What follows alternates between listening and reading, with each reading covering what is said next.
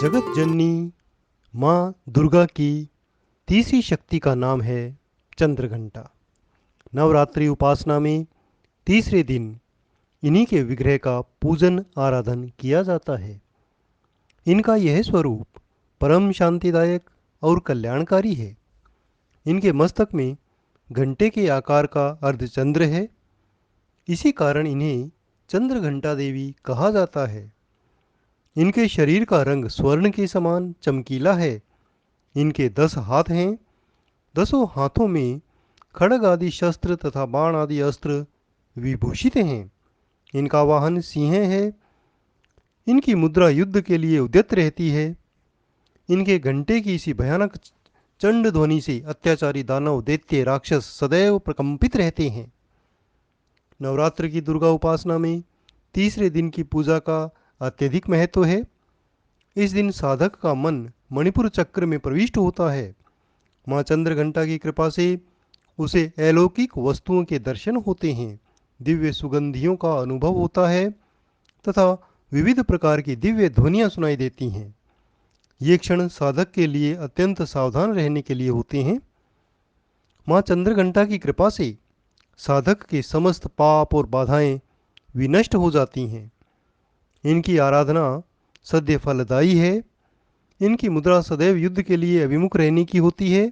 अतः ये समझ लीजिए कि ये भक्तों के कष्ट का निवारण अत्यंत शीघ्रता से कर देती हैं।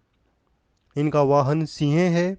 अतः इनका उपासक सिंह की तरह पराक्रमी और निर्भय हो जाता है। इनके घंटे की ध्वनि सदा अपने भक्तों की भूत प्रेत बाधादि से रक्षा करती है। इनका ध्यान करने से ही शरणागत की रक्षा के लिए इस घंटे की ध्वनि निनादित हो जाती है। दुष्टों का दमन और विनाश करने में सदैव तत्पर रहने के बाद भी इनका स्वरूप दर्शक और आराधक के लिए अत्यंत सौम्यता एवं शांति से परिपूर्ण रहता है। इनकी आराधना से प्राप्त होने वाला एक बहुत बड़ा सद्गुण यह भी है कि साधक में वीरता निर्भयता के साथ ही सौम्यता एवं विनम्रता का भी विकास होता है।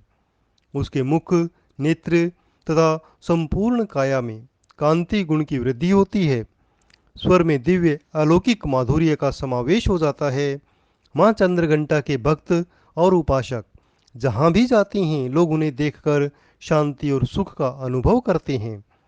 ऐसे साधक के शरीर से दिव्य प्रकाश युक्त परमाणुओं का अदृश्य विकिरण होता रहता है।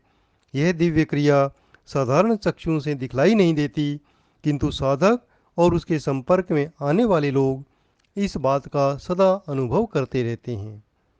हमें चाहिए कि अपने मन वचन कर्म एवं काया को विहित विधि विधान के अनुसार पूर्णतः परिशुद्ध एवं पवित्र करके माँ चंद्रघंटा के शरणागत होकर उनकी उपासना आराधना में तत्पर हों।